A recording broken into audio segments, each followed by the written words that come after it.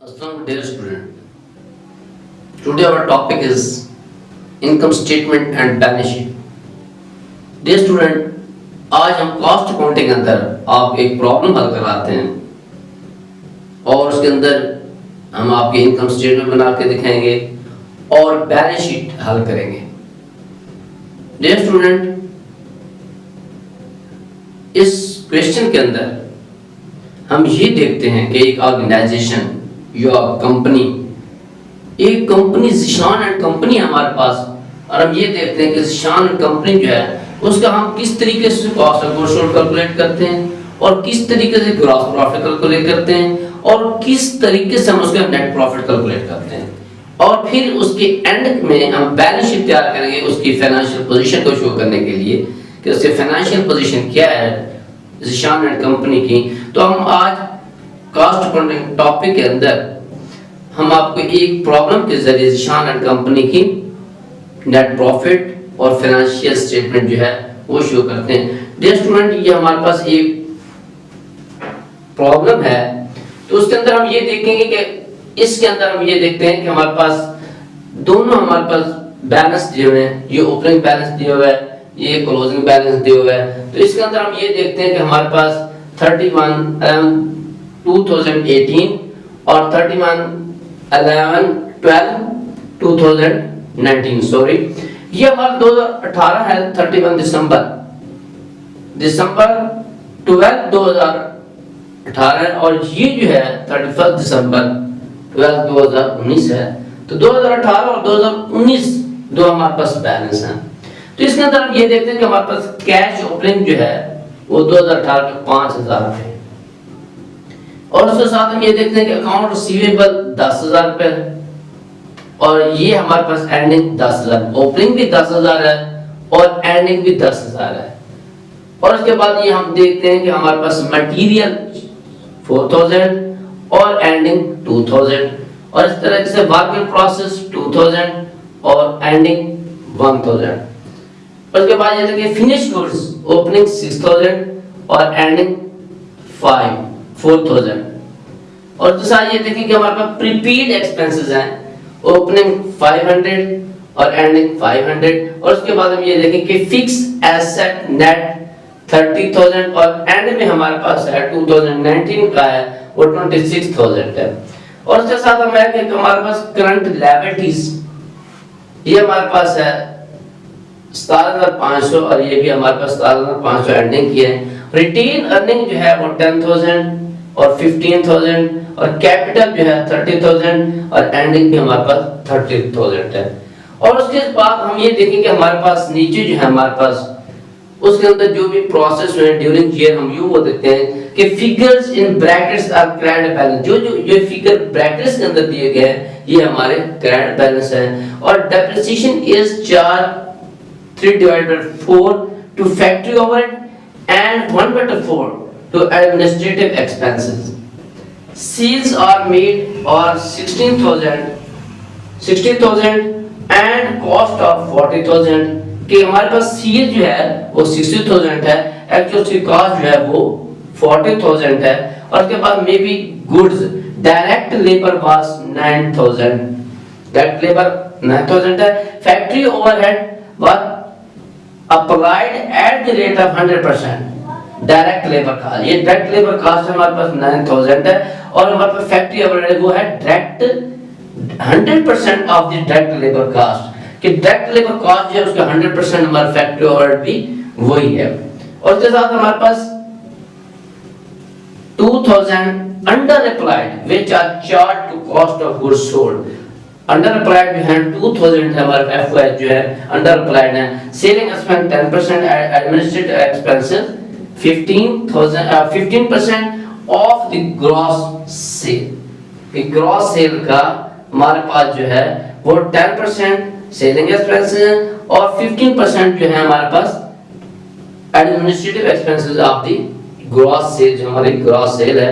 तो इसके बाद हम जो रिक्वायरमेंट हमें दी गई हैं वो ये हैं कि इनकम स्टेटमेंट हम फाइंड आउट करेंगे और साथ ही हमारे पास बैलेंस शीट होगी 31 दिसंबर 2019.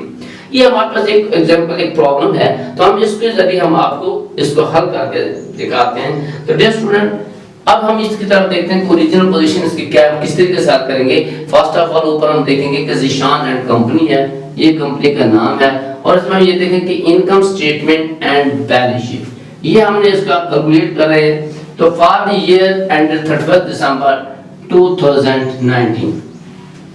तो डियर स्टूडेंट्स के अंदर हम इस तरीके से हम अब तैयार करेंगे। हमारे पास इनकम स्टेटमेंट है, इनकम स्टेटमेंट के बाद हम आपको बैलेंस शीट तैयार करके देंगे। तो डियर स्टूडेंट इसके अंदर हमारे पास है कि सेल जो हमारे पास है वो हमारे पास 60,000 है, वो हमें बताया गया कि 60,000 ये हमारे पास सेल है, 60,000 सेल बताया गया ये हमारे पास। हम तीसरे कॉलम में सेल लिखेंगे 60,000, और उसके बाद हम cost of goods sold calculate करेंगे।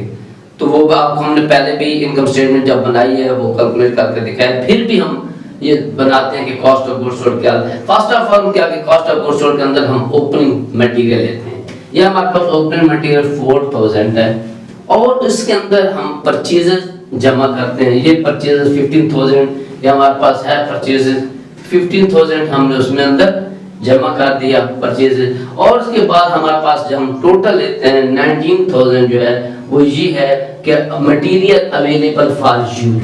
अब जो मेरे पास मटेरियल है जो हमने यूज करना है वो 19,000 का है। फिर हम इसमें देखते हैं कि हमारे पास मटेरियल एंडिंग, कि मटेरियल एंडिंग जो है वो 2,000 है, मटेरियल एंडिंग हमारे पास 2,000 का है। ये हमारे पास है कि हमारे मटेरियल ओपनिंग था, और ये हमारे पास मटेरियल एंडिंग है, ये हमारे पास मटेरियल एंडिंग है 2,000। और हमारे पास जो टोटल मटेरियल यूज्ड हुआ है वो मटेरियल जब हम एंडिंग इसमें से निकालेंगे अवेलेबल फॉर यूज में से, तो मटेरियल जो यूज हुआ है वो 17,000 है। डियर स्टूडेंट इस तरीके से हम मटेरियल यूज्ड हमारा 17,000 है। और इसके साथ हम देखते हैं कि डायरेक्ट लेबर, वो हमें बताया गया कि डायरेक्ट लेबर जो है वो 9,000 है, वो हम लिखेंगे 9,000 हमारे पास डायरेक्ट लेबर है। और उसके साथ हम ये देखेंगे, वो कहते हैं कि 100% आपने फैक्ट्री ओवरहेड लेना है, किसका, डायरेक्ट लेबर का। डायरेक्ट लेबर जो रेट है 9,000, इसका डायरेक्ट एफओआई जो है फैक्ट्री ओवरहेड जो है वो 100% डायरेक्ट लेबर कॉस्ट का लेना है, तो वो भी वो सेम आएगा कि 9,000। जब हम इसको जमा करेंगे मटेरियल यूज्ड, डायरेक्ट लेबर और फैक्ट्री ओवरहेड जब हम जमा करते हैं तो हमारे पास टोटल आता है 35,000। ये हमारे पास है 35,000, ये 35,000 ये हमारे पास टोटल फैक्ट्री कॉस्ट है, टोटल फैक्ट्री कॉस्ट है। और उसके साथ हम क्या करेंगे, जमा करेंगे कि वर्क इन प्रोसेस ओपनिंग, कि हमारे पास है कि वर्क इन प्रोसेस ओपनिंग है 2,000 हम इसमें जमा कर देंगे। तो हमारे पास आएगा cost of accounted for, cost of accounted for 37,000 आ जाएगा। 2,000 उसके अंदर हम टोटल फैक्ट्री कॉस्ट के अंदर जब 2,000 जमा करेंगे हमारे पास टोटल आएगा 37,000। हम उसे क्या करेंगे, कॉस्ट ऑफ अकाउंटेड फॉर। उसके बाद हम वर्क इन प्रोसेस एंडिंग वहां से 1,000 मंफी करेंगे। हमारे पास वर्क इन प्रोसेस एंडिंग 1,000 ये दिया हुआ है, वर्क इन प्रोसेस एंडिंग दिया हुआ है, तो उसमें से हम ये मंफी करेंगे तो हमारे पास जो आएगा वो कॉस्ट ऑफ गुड्स मैन्युफैक्चर्ड 36,000 जो है वो कॉस्ट ऑफ गुड्स मैन्युफैक्चर आ जाएगा। और उसके अंदर हम फिर क्या करेंगे, हम फिनिश गुड्स ओपनिंग उसमें के अंदर जमा करेंगे। हमारे पास है फिनिश गुड्स ओपनिंग 6,000 ये, तो ओपनिंग हम फिनिश गुड्स के अंदर जमा करेंगे, ये 6,000 उसके अंदर जमा हो जाएगा। तो हम क्या करेंगे, cost of goods available for sale 42,000 जो है हमारा ये जो है ये cost of goods available for sale है। और उसके अंदर हम मंफी करेंगे, हमारे पास एंडिंग है finish goods ending. Finish goods ending जब लेंगे 4,000, जब 4,000 हम 42,000 में से मंफी करेंगे हमारे पास बैलेंस जो आएगा वो 38,000 आ जाएगा, 38,000 आ जाएगा। तो फिर हम उसे क्या करेंगे, cost of goods sold at normal, cost of goods sold at normal. ये जो 38,000 है ये हमारे पास क्या है, cost of goods sold at normal. और उसके बाद हमें ये बताया गया है कि हमारे पास RS 2000, ये देखें कि हमारे पास RS 2000 were applied which was charged to cost of goods sold, कि cost of goods sold के अंदर हमारे पास फैक्ट्री ओवरहेड जो है वो अंडर अप्लाइड है 2000। डियर स्टूडेंट, ये जो 2000 है वो हम इसमें हम सबमिट करेंगे, जमा करेंगे under applied factory overhead, under applied factory overhead इसमें जमा करेंगे। ये 2000 हम इसमें जमा कर देंगे, हमारे पास टोटल जो है वो 40,000 आ जाता है। ये 40,000 आ जाता है। तो 40,000 किया है वो cost of goods at actual है, cost of goods at actual जो हमारे पास है वो 40,000 जो हमारी कॉस्ट एक्चुअल है, वो हमारे पास असल में जो कॉस्ट ऑफ गुड्स है हमारे पास एक्चुअल वो 40,000 है। तो जब हम उसको 60,000 हमारे पास सेल है, हमारे पास टोटल सेल है 60,000 है, उसमें से हम क्या करेंगे, हम cost of goods sold at actual को मनफी कर देंगे। तो हमारे पास जो जवाब आएगा वो 20,000 आ जाता है। और 20,000 हमारे पास क्या है, ग्रॉस प्रॉफिट है, ग्रॉस प्रॉफिट है वो 20,000 है। और इसके अंदर डियर स्टूडेंट हम ये देखेंगे कि हमारे पास लेस ऑपरेटिंग कॉस्ट, क्योंकि जब हम एक चीज प्रोड्यूस कर लेते हैं, मुकम्मल तौर पर प्रोडक्शन उसकी हो जाती है, प्रोड्यूस, उसके अलावा जब हम उसके लिए सेल के लिए जाते हैं, मार्केट के अंदर चले जाते हैं, उसकी सेल करते हैं, तो उस पर कुछ ना कुछ एक्सपेंसेस होते हैं। लाजिम बात है, हमारे पास सेल ऑफिस होते हैं, सेल मैनेजर होते हैं, सेल मैन होते हैं, तो उसके अंदर हमारे पास व्हीकल यूज करते हैं, गाड़ी यूज होती हैं, तो उसके अंदर काफी सारे अखराजात होते हैं, तो उनको हम सेलिंग एक्सपेंस एक अलग डिपार्टमेंट हमारा सेक्शन होता है, उसमें जितने भी अखराजात होते हैं वो हम क्या डालेंगे, हम सेलिंग एक्सपेंस में डालेंगे। वो 6,000 हमारे पास सेलिंग एक्सपेंस है, वो क्या है, हम क्या लेंगे 10% ऑफ द सेल, सेल का 10% हम लेते हैं तो 6,000 बनता है, 60,000 का 10%। और उसके अंदर हमारे पास 15% ऑफ द ग्रॉस से एडमिन एक्सपेंस जो है वो 50% है। कितने, ये 50% है, 50% ऑफ द ग्रॉस से जो हमें ये दिया गया है कि हमारे पास 10% सेलिंग एक्सपेंस किस सेल का एंड एडमिनिस्ट्रेटिव एक्सपेंस 15% है of the gross sale. Just student, हम बात कर रहे थे नेट प्रॉफिट की।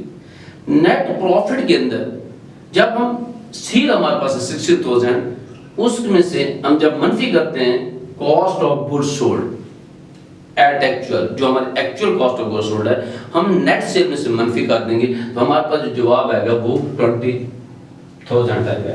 हमारे पास ग्रॉस प्रॉफिट जो है वो 20,000 है।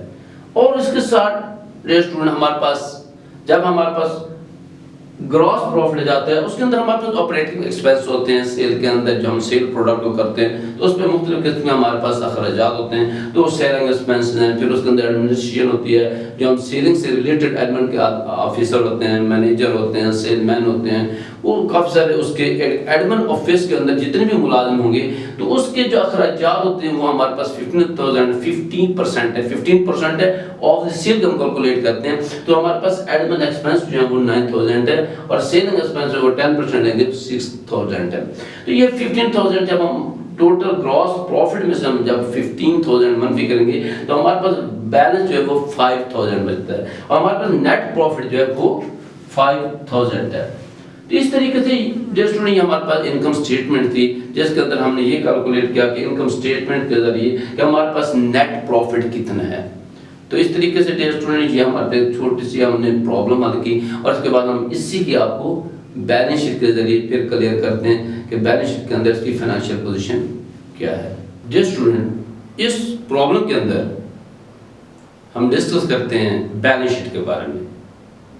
इससे पहले हमने आपको नेट प्रॉफिट कैलकुलेट करके दिया कि नेट प्रॉफिट कैसे कैलकुलेट ज़ीशान एंड कंपनी का। अब हम ज़ीशान एंड कंपनी की फाइनेंशियल पोजीशन को क्लियर करने के लिए हम बैलेंस शीट तैयार करते हैं कि उसकी बैलेंस शीट के अंदर उसके एसेट की क्या पोजीशन है, उसकी लायबिलिटीज की क्या पोजीशन है और उसकी फाइनेंशियल पोजीशन क्या है। तो डियर स्टूडेंट, इसके अंदर हम ये देखते हैं कि हमारे पास ये बैलेंस शीट है, ज़ीशान एंड कंपनी है। उसके साथ हम ये देखेंगे इसकी बैलेंस शीट के बारे में। हम बैलेंस शीट के बारे में डिस्कस करते हैं for the end year ended 31 दिसंबर 2019 की बात करते हैं। तो इसके अंदर हम ये देखते हैं कि हमारे पास दो साइड होती हैं। आपको पता ही है कि बैलेंस शीट के अंदर एसेट साइड होती है, दूसरी लायबिलिटी साइड होती है, डेबिट साइड पे एसेट होती है और क्रेडिट साइड पे हम जो लायबिलिटीज को इंटर करते हैं। तो डियर स्टूडेंट्स के अंदर हम ये देखें कि हमारे पास कैश 19,000।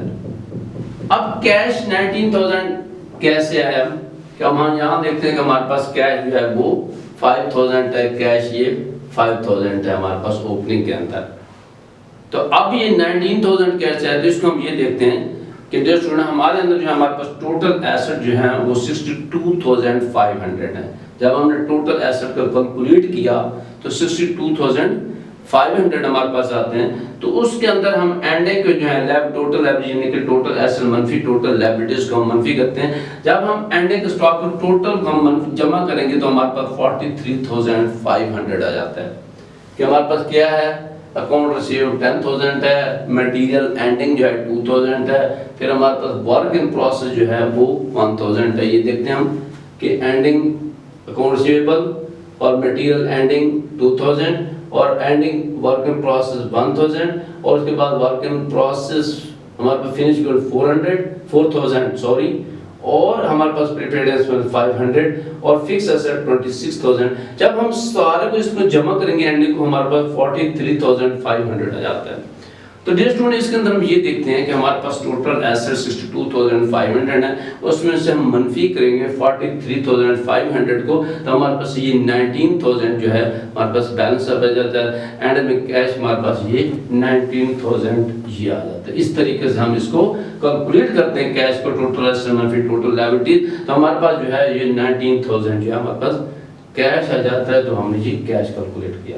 इस तरीके से हमारे पास एंडिंग में अंदर हम देखेंगे हमारे पास अकाउंट रिसीवेबल है 10,000 ये आपको क्लियर किया है, और एंडिंग के अंदर मटेरियल है 2,000 ये आ गया, और उसके बाद material work in process ending है ये 1,000 ये आपको भी बताया। फिनिश गुड्स एंडिंग 4,000 ये फिनिश गुड्स 4,000 है, और ये प्रीपेड एक्सपेंस 500 ये प्रीपेड एक्सपेंस 500 है, और फिक्स एसेट एंडिंग में 26,000 ये 26,000 हमारे पास फिक्स एसेट एंडिंग के हैं। जब हम इसको टोटल करते हैं तो हमारे पास 62,500 है।